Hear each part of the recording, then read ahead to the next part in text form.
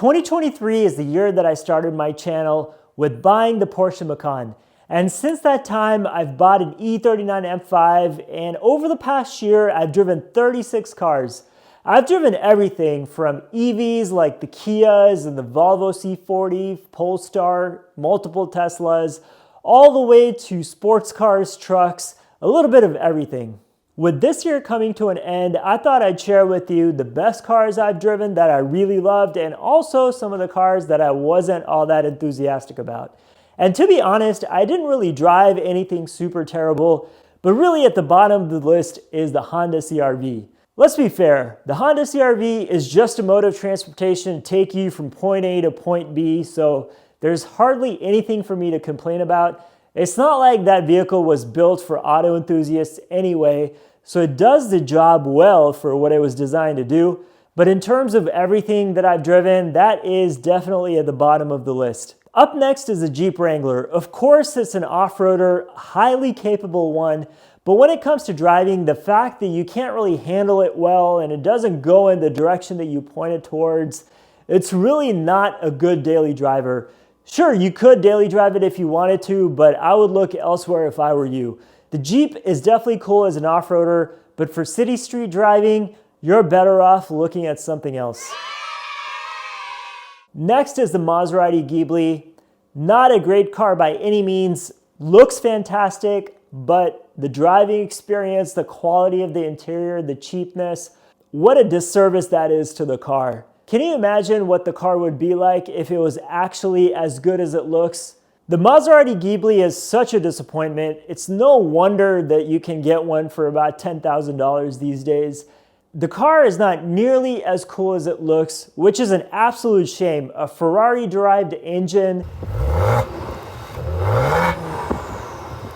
the Maserati name and the brand, but look at what's inside the car. It's cheap, it's falling apart. What a complete and utter failure of a car. Lastly, the BMW i8, as cool as it looks, amazing supercar-like exterior. The car just isn't anywhere near what a high-performance supercar should perform like. It's underpowered, not that exciting to drive, but you do have its amazing butterfly doors. So whatever you lack in driving experience, you get with the looks and the way the car sits. I would have loved the BMW i8 to be a success, but unfortunately it wasn't. If you haven't seen the video, check it out. Okay, now that we got through the list of my worst cars that I drove this year, it's time to talk about my favorite. Number 5, the Porsche Taycan was unbelievably impressive. It's a fully electric sports car that still maintains its Porsche characteristics. Insanely good driving dynamics, super fast, and I love the interior. Very high-end, very well put together, and the 4-screen layout in the car was fantastic. I love that the passenger has their own screen that they can manipulate. It's not like the Taycan has crazy technology like the Tesla, but it doesn't really need it because it still has that Porsche essence to it. It feels and drives like one. And the fact that it's the most technologically advanced of all the Porsches just makes it something extra cool. It's so much of a higher quality car than the Tesla, and if you were to give me a Taycan versus a Tesla, I would pick the Taycan any day. Number 4, the C8 Corvette. This car was so fantastic that this is one of my favorite cars of all time. It looks like an exotic Ferrari from the front end and has this amazing 6.2-liter V8, 490 horsepower, 465 pound-feet of torque. It's really American muscle at its finest.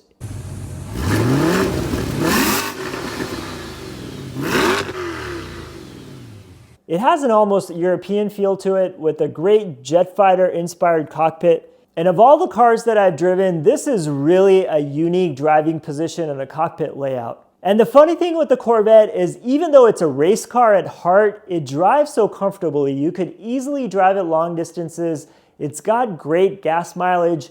And when it comes to two-door sports car, this actually has some practicality. Not in terms of a back seat, but if you wanted to daily drive this, you absolutely could. I don't know what Corvette did to figure this out, but this is really one of the best cars out there. Number 3 is the Hummer EV. What a completely ridiculous car from GM, but they categorized it as their moonshot. They did a lot of cool stuff with this car, and I was so impressed by the weirdness and the quirkiness. They have amazing video graphics. You can see the Hummer EV driving across the moon. You can see it driving across Mars. Clearly, they're taking a shot at Elon Musk and his Martian dreams. The graphics are incredibly good. It's so crisp, high resolution. And this Hummer EV is insane. It's humongous, 1,000 horsepower, and so quick. The funny thing about this Hummer is it looks so much like the old gas-guzzling Hummer, but this one obviously is made for today. Fully electric, tons of batteries, and I love how big and spacious it is. In the back, you could easily sit 4 adults side by side, and the thing rides really well. It's quiet and luxurious. The Hummer really is nothing like GM has ever built. It's so unique. And when GM said this is a moonshot vehicle, they actually weren't kidding, because you can see the lunar landscape that's engraved on different parts of the vehicle, from the speaker grille to the floor mat. It's just such a cool and unique vehicle in every way. Number 2 is the Aston Martin DBX. What a fun SUV that was. It drives like a car, a lot like my Porsche Macan, but it's got that V8, the 542 horsepower monster. It's such a brutal animal.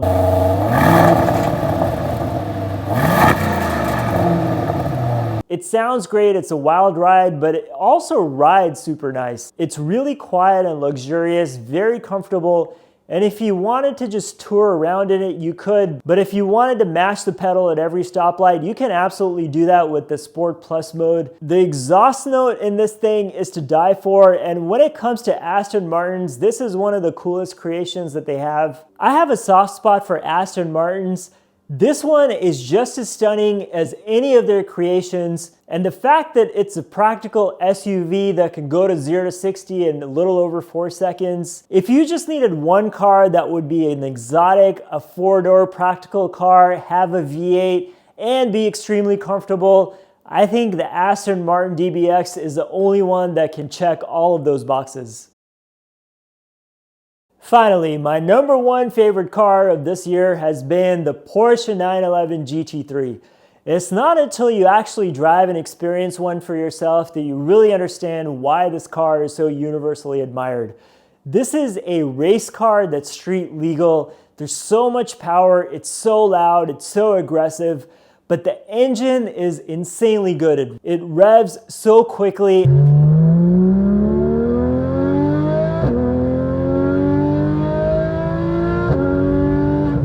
The experience you get driving this thing cannot be matched by anything else on the road. This is a car that feels like it has no limits. You can push it so incredibly hard and it barely scratches the surface of the capabilities of this GT3.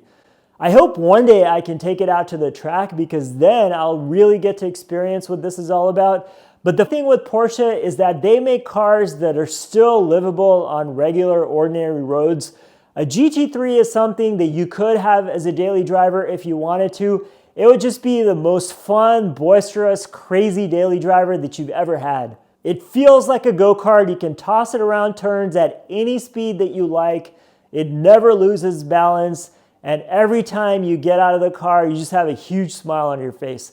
What a serious adrenaline rush this car is. It's like an amusement park ride. If you're wanting a daily adrenaline kick, just get in a GT3. Nothing else will come close. So that's my 2023 recap. We're at such a weird time in the automotive world these days. You have all of these legacy automakers. You have combustion engine cars that are still being made. Then you have this whole slew of electric vehicles that are coming down the line. And we know what the future holds. EVs are the future. But luckily, we still have manual stick shift cars that we can enjoy. We still have the occasional V8, the V6s. When it comes to exhaust noise and experiencing that sensory overload, we still have normal cars that we can rely on.